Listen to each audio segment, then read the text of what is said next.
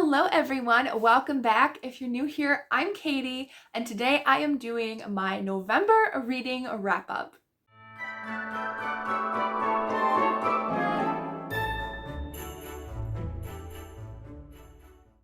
So even with pre-filming for Bookmas and my other channels on YouTube, I ended up finishing 20 books. That was helpful a lot due to audiobooks.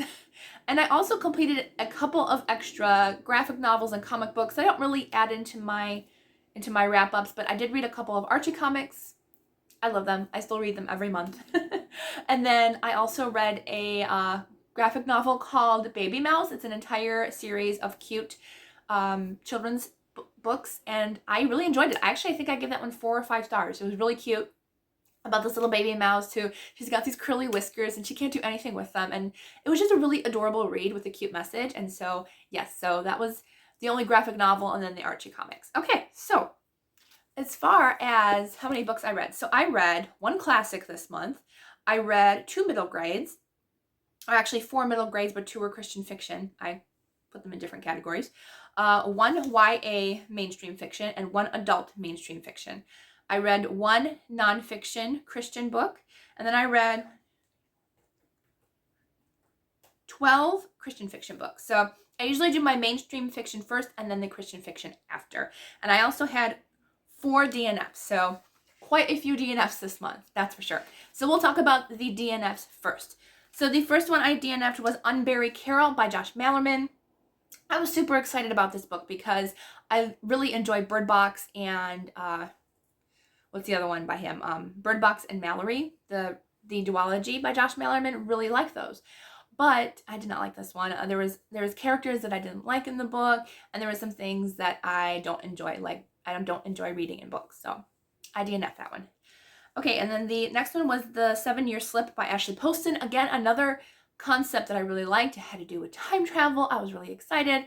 And then I think it was either a lot of language or there was a lot of, extra love scenes around right in the beginning. So I was like, you know what? No. So that was a DNF for me, unfortunately. And then the next one was Menacing Manor by Kirsten White. This was a middle grade series. I decided to DNF that particular book, and I'm not going to continue because the mystery was okay. I enjoyed the underlining mystery, but in this book it started getting more talk about ghosts, and I'm okay with ghosts, especially in a middle grade format. I'm okay. But it started getting more into that dark ghost world, and I was like, no, we're not going to have that. So I decided to DNF it. It wasn't that great to begin with, so it was just okay. So I DNF'd it. And then the last one that I DNF'd, which I do actually have a physical copy of, but I am unhauling it, and that is Linden Falls by Joshua Hershey. I got this from the author as a review. I DNF'd it. I DNF'd it pretty early, actually, like maybe chapter 3, maybe chapter 2, but supposedly it's Christian fiction. So we're talking about angels and demons in this book. I was okay with that. They are out there. So I was fine with that. But it was very, very, the fantasy was very graphic, especially when they talked about something that happened with their eyes, and I was like, okay, no. But it's a YA. I think it's YA. I'm pretty sure. But it's supposedly Christian fiction. There was a swear word, the S word, in here right in the beginning. Thankfully it was in the beginning and I didn't read it halfway through the book or whatever, but I'm like, it's Christian fiction. That should not be in there, especially for young adults and kids and everything that want to read something like this, a fantasy book that supposedly it's supposed to be clean. It had 1 swear word in it. If it was mainstream fiction, I might have continued, but not for Christian fiction. No, because you want clean books. You expect clean books in Christian fiction. So no, I did not continue it. It had a swear word in it. No. So honestly, the reviews on Goodreads were not that great either, unfortunately. So yeah, that goes into my unhaul pile over there. Okay, on to books that I actually completed. So I had 2 2-stars this month, 2 2.5 stars. I had no 3 stars. I had 2 3.5 stars. Oh no, I did have 1 3-star. Forgot about that one. I had 2 4 stars, 2 4.5 stars. I had 8 5 stars. So apparently I I was really just passing out the 5 stars this month because that's a lot. I think that's the biggest month I've had for 5-star reads. So yay. Okay, so we're going to go with middle grade first. First one was Pinkie Pie by Eleanor Easts. I forgot that I read the first book in that series, which I forgot what that was called. But I read the second book just to kind of complete the duology. They're okay. I gave this one 2.5 stars. They're very basic plot line. I didn't really enjoy the characters all that much. So to me, it really wasn't a favorite series or anything. So I just gave it 2.5 stars. It was just a little less than okay, because a 3-star is okay and other people might enjoy it. I mean, other people will enjoy it, obviously. We all have different tastes. But to me, yeah, I found it kind of boring and it just wasn't for me. And this one is about a cat that they find on this island where their dad goes to, he's an ornithologist? Is that right? But he studies birds, and so they end up finding a lost cat there, a lost kitten, and they end up bringing it in. And most of the story, or part of the story, is like, is it her point of view, the cat's? I thought there was some points of view of the cat in the book, but yeah, it was just okay. Then the next one I read was The Good Thieves by Catherine Rundell. Couldn't read my, not handwriting, I just can't read the print. The Good Thieves by Catherine Rundell. I only gave this one 2 stars. Just found it very boring, very slow, just very meh to me. I could not concentrate on the audiobook at all. If you asked me what the plotline was, I could not tell you. Those are the types of books that either get 1 or 2 stars. Honestly, probably closer to 1 star, because I don't remember anything about this book at all. And normally when I do my wrap-ups, I at least remember something. I don't remember anything about that book at all. So unfortunately, yeah, that was 2 stars because I remember nothing. I did not enjoy it. And so yeah, probably closer to 1 star since I remember nothing. I buddy read Anne of Green Gables by Ella Montgomery with my friend T. I will link her channel down below. We had a blast reading this book together. It was so much fun. Really had a great time with it. I don't even honestly know if I've read it. I read the graphic novel. I've seen the movies multiple times. Don't know if I've ever read the book. I feel like I have. But it was either before I had Goodreads or something. But we read it. We both listened to the audiobook, and we're going to finish the series together. We're going to read 1 a month until however long it takes us. But both of us really enjoyed it. I think we both gave it between 4 and 5 stars. I gave it 5 stars. Really enjoyed it. I love Anne as a character. And it was just a very sweet story about a little girl who is accidentally adopted. These two, although I don't know if it says, but in the movies they're brother and sister, but I don't know if they actually say if they're brother and sister or not. But this couple, that they want to adopt a boy to help on the farm because Matthew Cuthbert, that's the guy's name, he is getting up there in age and he needs help around the farm. So they want to adopt a boy. That was their only recommendation. And then here comes Anne, a sweet, very talkative, very troublemaker, not really troublemaker, but she gets herself into trouble. Little girl named Anne with an E specifically. And she just is the sweetest thing. And Matthew Cuthbert is like my favorite character in this book. Like just his relationship with Anne, and I love them together. He's so quiet and he's such a mild-mannered character, but he loves Anne and he loves her just prattling on nonstop, and it's just the sweetest thing. And I love it so much. So yes, I'm glad I have the Puffin and Bloom edition because it's really pretty. That's just a side note. Okay, then I finished Starsight by Brandon Sanderson. This is the second book in the Skyward series. I think that's what it's called. I am buddy reading this series with Celestria. Thank you, Celestria, for being patient with me because I've had to just film so much and I've been so busy that it's just taken me a little bit slower to get through the books than I'd like to. But we're on the 3rd one now, so yay! But we both read Starsight. I ended up giving it 4 stars. I did enjoy it, just not as much as the first book. So this series is a sci-fi YA mainstream series. For the most part, it's clean. Yay, thankfully. And I've just been really enjoying it. I do really love sci-fi. Sci-fi is one of my favorite things to read, even though I don't read much. I need to read more because I do love it. But this is about a girl who, she's something called cytonic. And so she can go at light speeds to different places and transport herself, and she has other abilities and stuff. And so they are fighting these aliens who they have no idea who they are, what they are, but they've been fighting them for years because they've been trying to get onto their planet where they are. And then you discover secrets about this alien race that are trying to infiltrate the planet. And it's an enjoyable series so far. And book three is kind of slow right now, just a little bit. We're just like in the beginning of it, but hopefully it'll pick up. And I have actually heard nothing about book 4 yet.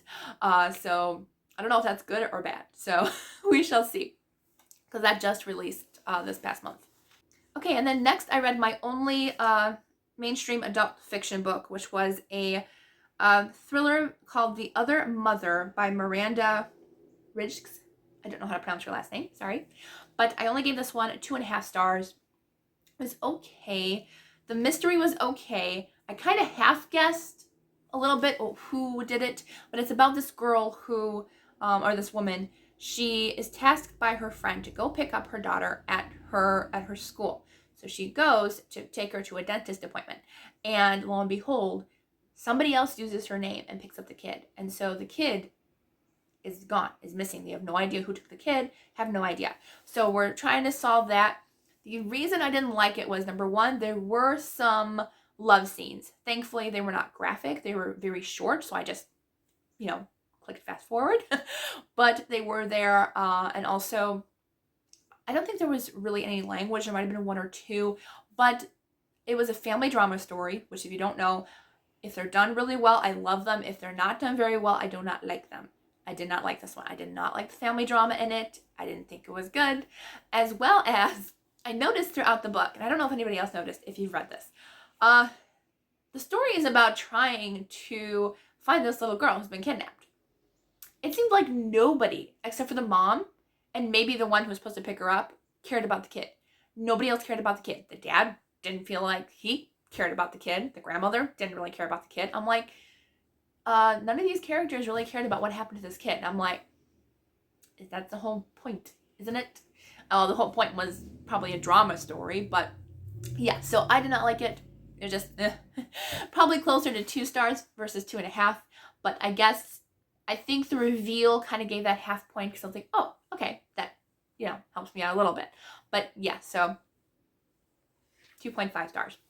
And I won't be picking up anything by the author again, especially because of the love scenes. I don't like to read about those. Thankfully, as I said, they were quick, so I zipped past them. I clicked fast forward, but yeah, wasn't graphic or anything, but I don't read that.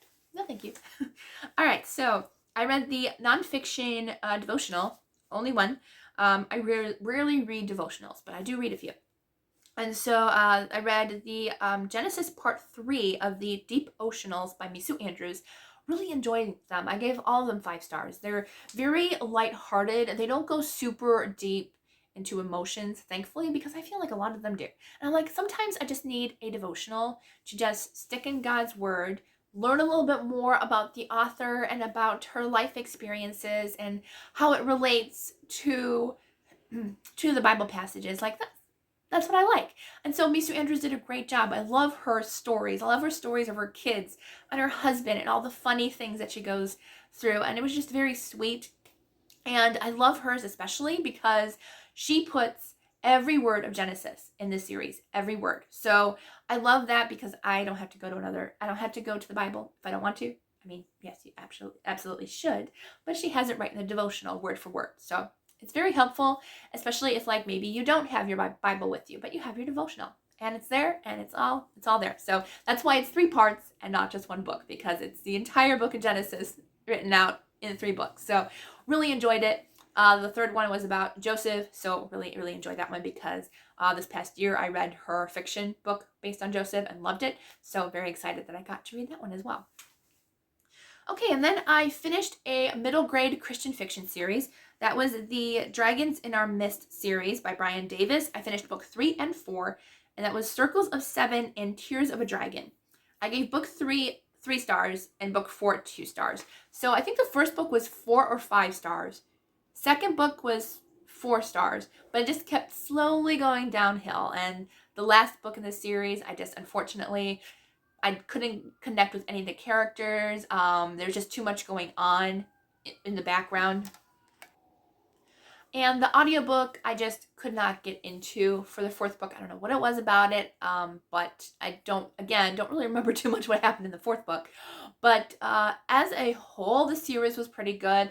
I really liked that there was multiple character voices for the audiobook. I love when they do that. It just makes an audiobook just that much more better if there's different characters, and that's why I think I enjoyed it more. Okay, and then I read the rest of these are Christian fiction, plus the series I just talked about. So the next one that I read is Tuck by Stephen R. Lawhead. This is the third and final book in the King Raven series. This is a historical retelling mixed with like real historical facts, I believe, about Robin Hood. And so really enjoyed the series. I gave the last book 3.5 stars. Overall, I would say it's a 3.5 to 4 star series. Really enjoyed it. There is some very, very minor language in the books, I feel like Old English minor language. So that was kind of disappointing for a Christian series, but overall, it's still really good. Especially I like the third one because we're getting Tuck's point of view, which Tuck was one of my favorite characters.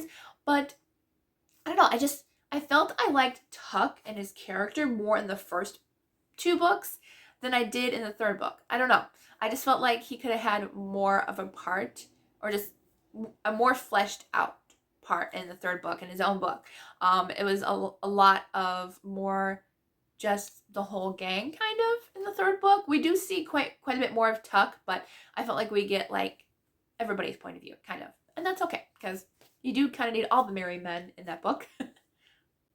Okay, and then the last book that I don't own physically is Prince of Spies by Elizabeth Camden. This is the last book in the Spice Kings trilogy, and I gave this one 4.5 stars.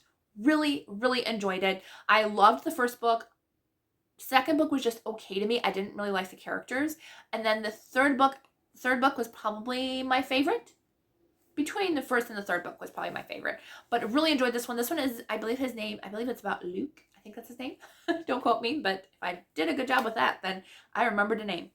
But we're following this character who, in I think the first book, I think he is thrown in prison for something, and then now he is out, and we're following some really interesting things. We're following some ideas back in the past, how food should be stored, like on shelves in shops and stuff, and we're following how to preserve food, what preservatives are really bad, and we're following this character who he's really trying to help his family because there's this huge feud that they had where one family was using preservatives in their business, and so they split. And so he's trying to figure out, are these preservatives really, really harmful? So it has to do with kind of all those laws, what went on and stuff. And it was really quite interesting, actually. I really liked it. So, and I also really, really enjoyed the romance in that romance. I did enjoy it in that third book, so that was really good as well. Now, the rest of the books I have physically to talk about. Yay! I don't have to put up a picture anymore. Okay, so I binge read the entire If I Run series by Terry Blackstock, and people were correct. You do need the second and third book handy, and I did. I had all 3 audiobooks ready to go, so I would have them all handy, and yes, I did binge read them. Gave them all 5 stars. Really, really enjoyed them. I love the fast pace aspect of it. You really want to go into these not knowing anything because there's lots of twists and turns along the way. Lots of action, a little bit of romance. It's not super heavy on the romance, which I know a lot of people appreciate that it's not super heavy on the romance, but I just really enjoyed it. So this series is about Casey, and her DNA is found at one of her friends' murder scenes. And so she ends up on the run, and I don't honestly get that part too much. I mean, she could have just tried to prove her innocence, but no, she goes on the run. And then there's this man, Dylan, who is a previous war veteran who ends up, he's like a private investigator kind of, but he ends up involved with the police to try to track her down. And so the entire 3 series, we're trying to track her down and figure out, is she innocent or is she not? And really enjoyed the whole series. You definitely have to have them all, as people say. So I know I'm probably last to the train to read it, but it was very, very good and highly recommended. I read Julia Monroe Begins Again by Rebekah Millet, and this one I gave 3.5, but I think it's closer to 4 stars. I actually quite enjoyed it. I know a few people really felt like our main character,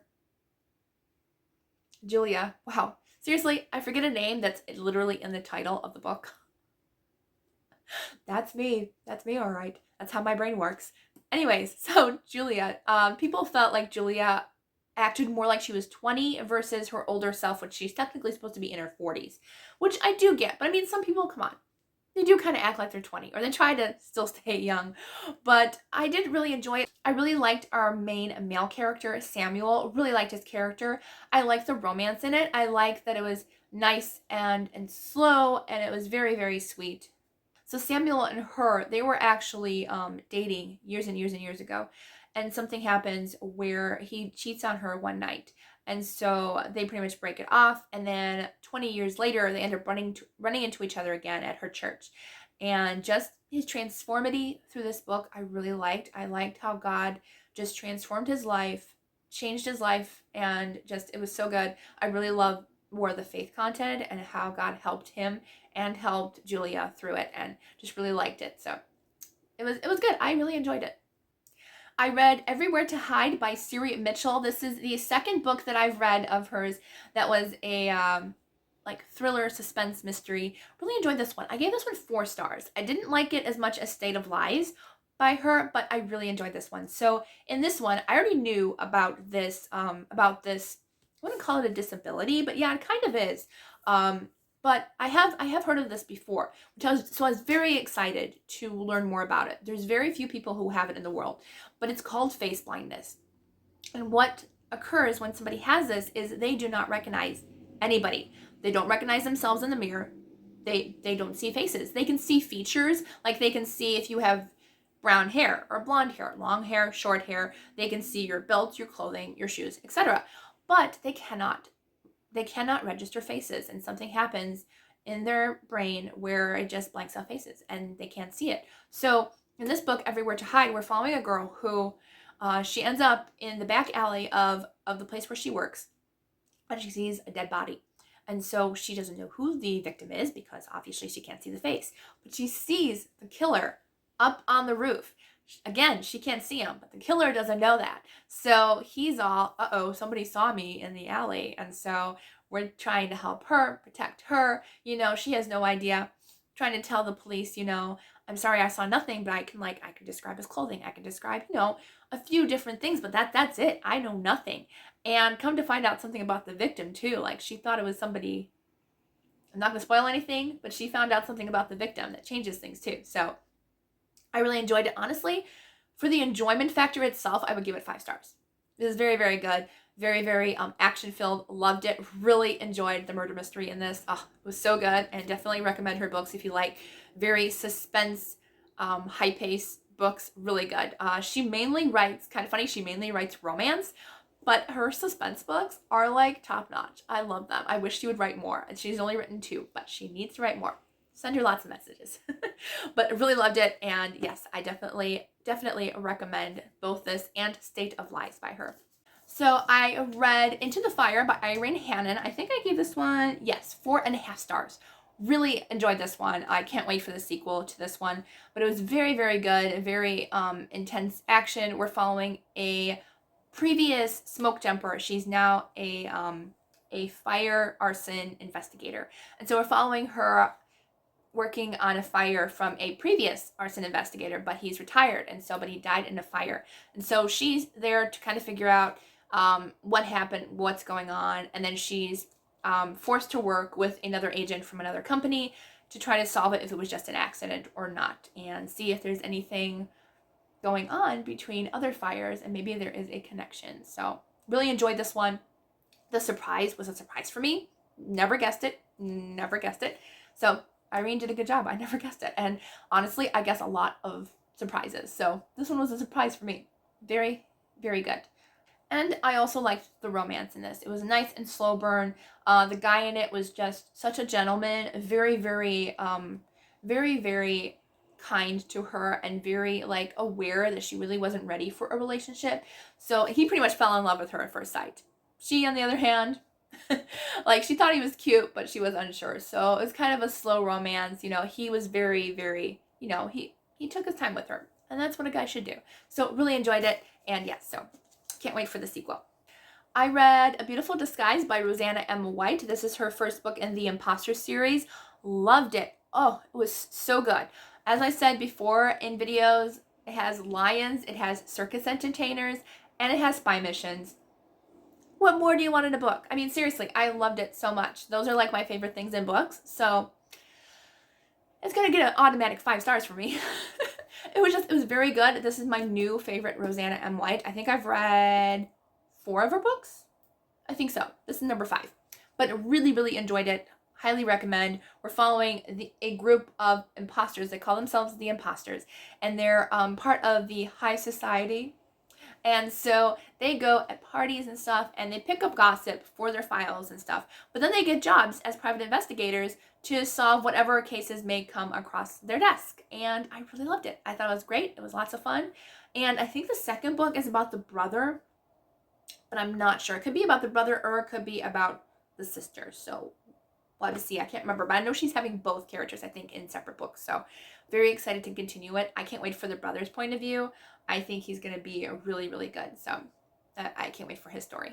And then I actually pre-ordered a book. Pre-ordered. I think I've pre-ordered 3 books in my entire life. Yeah.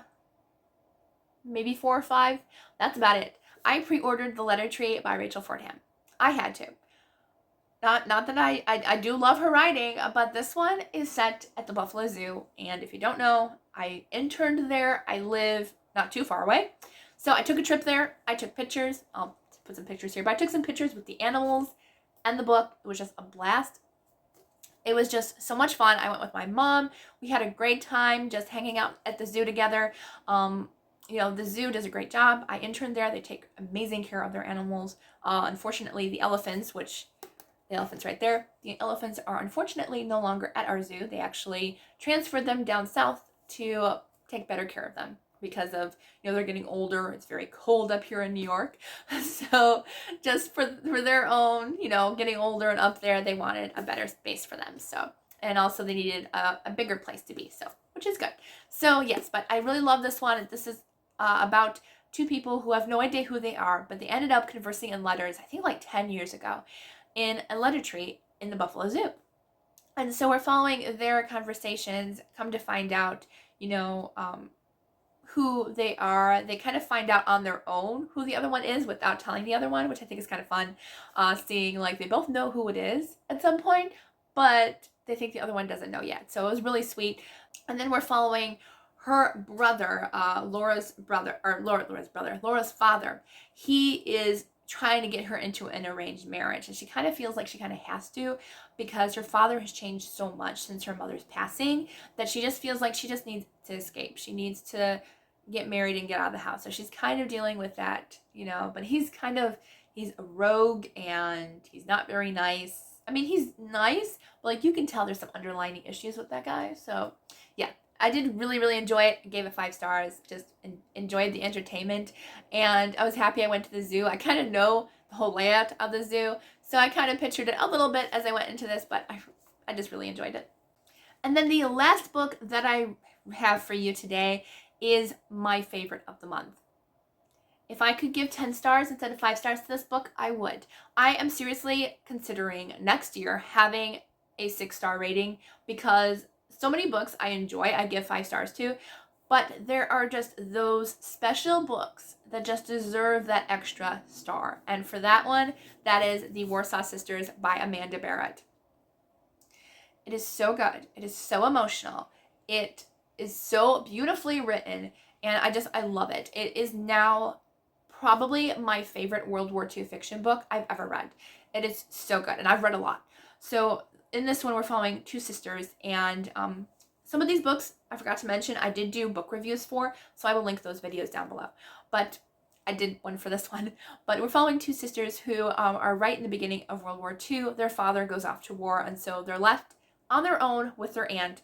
And something happens where they're no longer with their aunt, and they end up having an argument over something.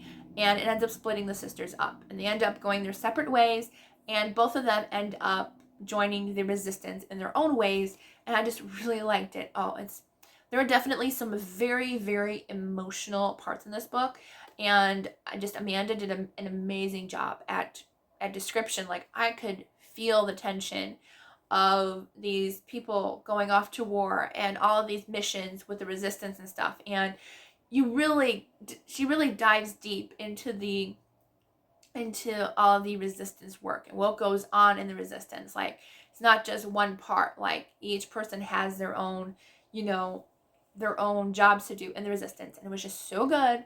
So good. I have said before, if you like The Nightingale and the Book of Lost Names, you will really, really, really, really enjoy this one. Highly recommend. Highly, highly recommend. You got to read it. So these are all the books that I read this month, plus the ones I didn't have physically. These are actually quite heavy. But I had such a great reading month, even though I was so busy this month preparing for Bookmas that I still really enjoyed reading. So let me know down in the comments what you read this month. I would really love to know. If you have any recommendations for me that you read this month that were really good, let me know. I would love to know. Yeah, so that's all I have for you today for another day of Bookmas.